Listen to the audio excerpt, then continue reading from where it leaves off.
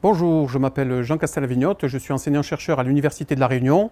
et j'enseigne à l'ESIROI, l'École supérieure d'ingénieurs Réunion Océan Indien, et je suis responsable de la spécialité bâtiment et énergie. Former des ingénieurs dans ce secteur-là, c'est former des cadres de haut niveau dans le domaine de la conception durable de bâtiments, particulièrement en milieu tropical, à l'image du bâtiment qui se trouve derrière moi, qui est le tout nouveau bâtiment de l'école.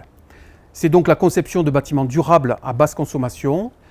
en intégrant le développement de solutions énergétiques efficaces, y compris avec les énergies renouvelables, pour en arriver, dans certains cas, à la production, la construction de bâtiments à énergie positive, c'est-à-dire qu'ils produisent plus qu'ils ne consomment. On passe donc par une conception adaptée de l'enveloppe du bâtiment, en intégrant des protections solaires, de la ventilation naturelle traversante, de la simulation dynamique, pour satisfaire les besoins du bâtiment et parallèlement une utilisation réfléchie des systèmes énergétiques en production comme en consommation. Le déroulement des enseignements est assez classique comme toute école d'ingénieurs. C'est une formation en 3 ans avec 6 semestres dont un spécifiquement en mobilité obligatoire hors de la Réunion. C'est également 12 mois de stage pendant les 3 années de formation, dont 4 mois obligatoirement réalisés en environnement anglophone. La progression dans le temps de l'acquisition des compétences d'ingénieurs passe par des acquisitions de savoir, de savoir-faire et de savoir-être. Les savoirs sont les fondamentaux les plus classiques, notamment en première année de mathématiques, d'informatique et de mécanique, et d'énergétique, transfert de chaleur et de matière, ou de thermodynamique en tout début de cursus, et ensuite, plus spécifiquement, dans les années suivantes, structures légères de type métallique ou bois, aérolique du bâtiment, ou des quartiers, traitement de l'air, énergie renouvelable, stockage, simulation thermique dynamique. C'est également l'acquisition de savoir-faire techniques, l'acquisition de compétences qui vont être acquises en particulier dans les travaux pratiques, mais pas seulement, aussi dans les séances de projet. Chaque élève, chaque année, se voit missionné sur un projet particulier. En général, le sujet est défini en partenariat avec le secteur économique et va permettre à l'élève ingénieur de mettre en œuvre des savoir-faire techniques. C'est également l'occasion, dans les 3 stages dont j'ai parlé tout à l'heure, le stage ouvrier en fin de première année, le stage d'assistant ingénieur en fin de deuxième année et enfin le stage d'ingénieur de fin d'études qui ponctue la formation. La spécificité d'une formation d'ingénieur, c'est aussi de s'intéresser au savoir-être. C'est-à-dire avoir des ingénieurs qui soient capables d'une grande ouverture sur le monde socio-économique au travers d'enseignements spécifiques, pas forcément de spécialité, mais relatifs par exemple à la gestion des ressources humaines, à l'entrepreneuriat, au droit du travail et des affaires, à la sécurité et à la santé, au système logistique, à l'innovation, à la qualité et bien d'autres. Encore aussi une spécificité de notre formation, c'est l'intervention croissante des professionnels du secteur dans les 3 années de la formation, qui peut atteindre jusqu'à 75% du temps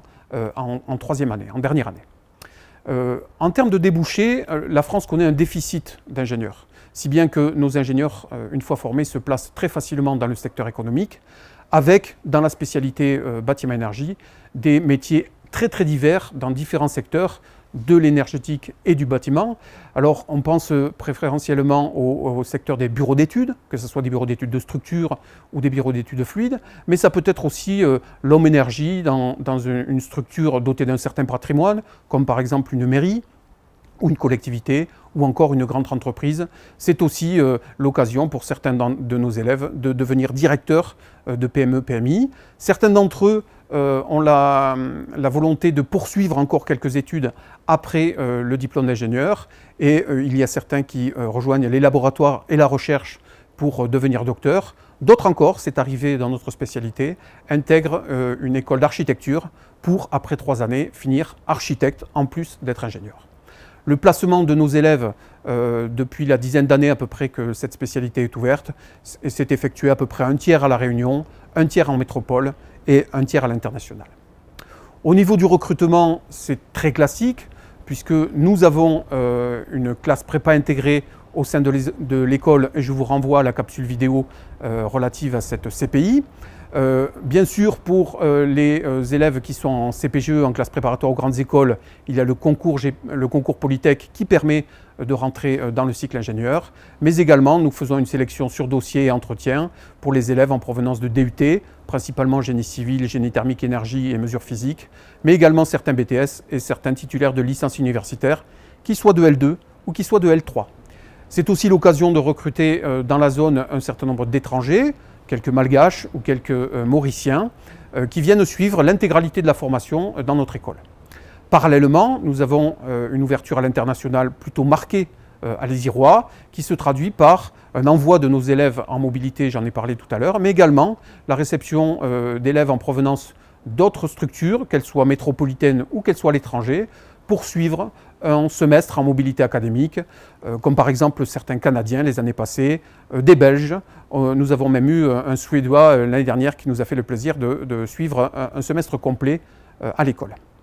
L'école est une petite école, une école modeste, mais d'aucuns diront familiale. Les effectifs en classe ne dépassent pas 24, si bien qu'il y a une grande proximité des élèves entre eux dans le cadre de travaux collaboratifs comme les projets ou les TP dont j'ai parlé tout à l'heure, mais aussi ça garantit une grande proximité des élèves avec l'équipe pédagogique et ça a été souligné en particulier par les élèves. Voilà, je vous remercie de m'avoir écouté et puis je vous dis à bientôt.